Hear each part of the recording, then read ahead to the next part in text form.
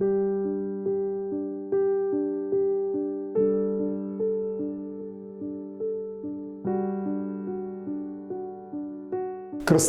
വാത്സല്യമുള്ളവരെ, ആഗമനകാലം 1-ാം ഞായറിലേക്ക് നാം പ്രവേശിക്കുകയാണ്.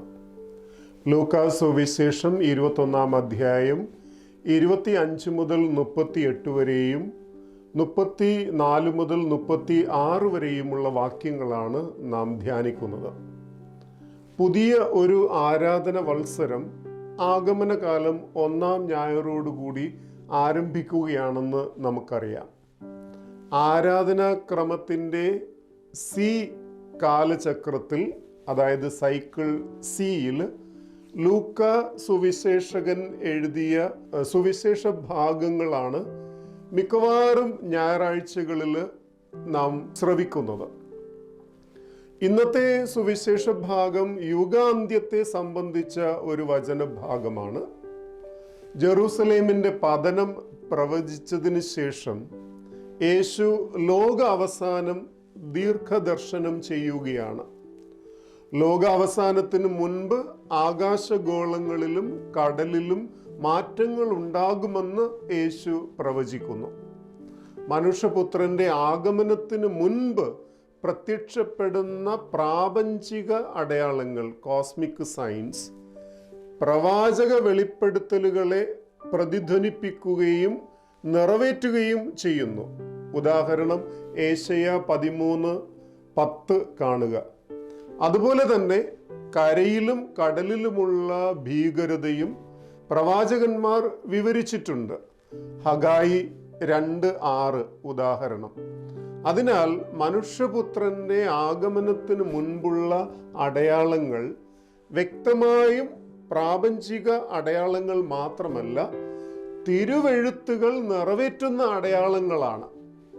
ആകാശഗോളങ്ങളിലും കടലിലും ഉണ്ടാകുന്ന മാറ്റങ്ങൾ കാണുന്ന ജനം ഭയം മൂലം ബോധരഹിതരാകും, ആകുലരാകും. എന്താണ് സംഭവിക്കാൻ പോകുന്നതെന്ന് കേൾക്കാൻ കാത്തിരിക്കുന്ന ശ്രോതാക്കളിൽ ജനത്തിൻ്റെ ഭയവും ആകുലതയും വിവരിക്കുക വഴി സുവിശേഷകൻ സസ്പെൻസും ജിജ്ഞാസയും വർദ്ധിപ്പിക്കുവാൻ ശ്രമിക്കുകയാണ്. ഈ ഭയാനകമായ സൂചനകൾ എന്തിൻ്റെ ആമുഖമാണ്?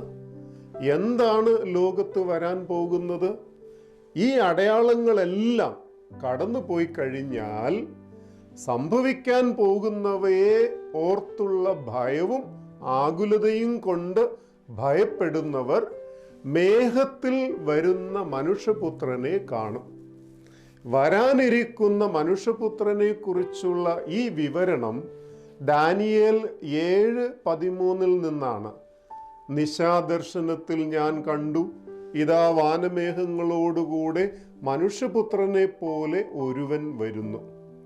ഭാവിയിൽ വരാനിരിക്കുന്ന മനുഷ്യപുത്രനെ കുറിച്ച് യേശു നേരത്തെ പരാമർശിച്ചിരുന്നു. ഉദാഹരണം ലൂക്ക 12:40. എന്നാൽ മനുഷ്യപുത്രനെ ദാനിയേലിൻ്റെ ഭാഷയിൽ വിവരിക്കുന്നത് ഇതാദ്യമാണ്. മേഘങ്ങളിൽ എന്ന ഭാഷ മേഘത്തെക്കുറിച്ചുള്ള പരാമർശനം ഉയർത്തെഴുന്നേറ്റ കർത്താവിൻ്റെ സ്വർഗാരോഹണവും മനുഷ്യപുത്രന്റെ വരവും തമ്മിലുള്ള ബന്ധം സ്ഥാപിക്കുകയാണ്.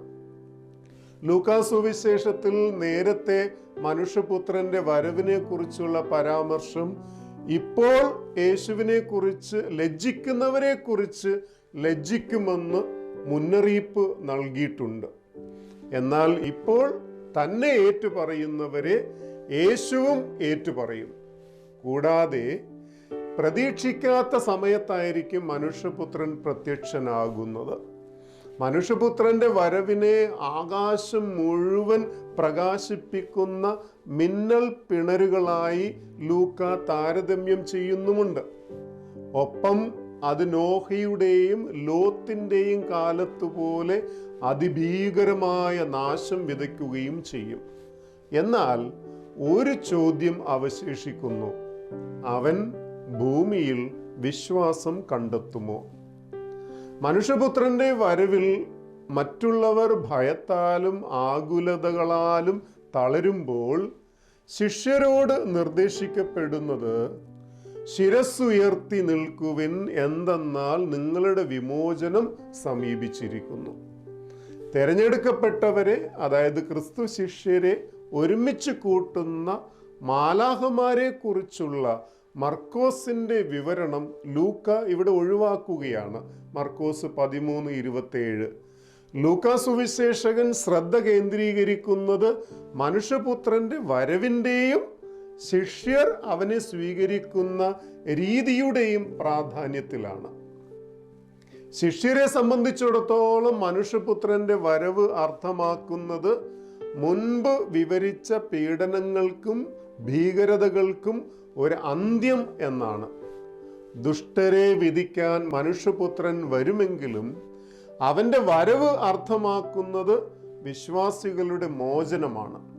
വിമോചനം, ലിബറേഷൻ, സാൽവേഷൻ എന്ന പദം ലൂക്ക അപ്പോസ്തല പ്രവർത്തനം ഇവിടെ മാത്രമാണ് ഉപയോഗിച്ചിരിക്കുന്നത്. എന്നാൽ 7 തവണ പൗലോസിന്റെ രചനകളിലും 2 തവണ ഹെബ്രായർക്ക് എഴുതിയ ലേഖനത്തിലും ഈ പദം ഉപയോഗിച്ചിട്ടുണ്ട്. വിമോചനം പ്രതീക്ഷിച്ച് ക്രിസ്തു ശിഷ്യർ ശിരസ്സുയർത്തി നിൽക്കണമെന്ന പ്രഖ്യാപനത്തിൻ്റെ അർത്ഥം ഇതാണ്. ജെറുസലേം വിധിക്കപ്പെട്ടതുപോലെ മനുഷ്യപുത്രനായി യേശു വരുമ്പോൾ ലോകവും വിധിക്കപ്പെടും. ഇതാ തങ്ങൾക്ക് രക്ഷ കൈവന്നിരിക്കുന്നുവെന്ന് ക്രിസ്തു ശിഷ്യർക്ക് അപ്പോൾ ബോധ്യമാകും. അവർ പീഡനങ്ങളിൽ നിന്ന് മോചിതരാകും. പ്രിയമുള്ളവരെ, പീഡനങ്ങളിൽ നിന്ന് ജനം വിമോചിതരാകുമെന്നും വിശ്വാസികൾ വിമോചനം അനുഭവിക്കുമെന്നുമുള്ള പ്രതീക്ഷയുടെ വചസ്സുകൾ ലൂക്കാ സുവിശേഷകൻ പ്രസ്താവിക്കുകയാണ്. നമുക്ക് ഒരിക്കലും വിനാശകരമായ സംഭവങ്ങൾ പൂർണ്ണമായി പ്രവചിക്കാനാകില്ല. പക്ഷേ നമുക്ക് അവയ്ക്കായി തയ്യാറെടുക്കാനാകും. നാളെ സംബന്ധിച്ചിടത്തോളം നമുക്ക് ഉയർന്ന ധാർമ്മിക ജീവിതം നയിക്കാൻ കഴിയും. ഇരുണ്ട ദിവസങ്ങളിൽ ജീവിക്കാനുള്ള ശക്തി നാം സംഭരിക്കേണ്ടതുമുണ്ട്. യേശു പൂർണ്ണമായും സന്നിഹിതനാണെന്ന അനുഭവത്തിൽ നമുക്ക് ജീവിക്കാം. പൂർണ്ണമായ പ്രതീക്ഷയോടെ ജീവിക്കാം. ദൈവം നമ്മെ സമൃദ്ധമായി അനുഗ്രഹിക്കട്ടെ.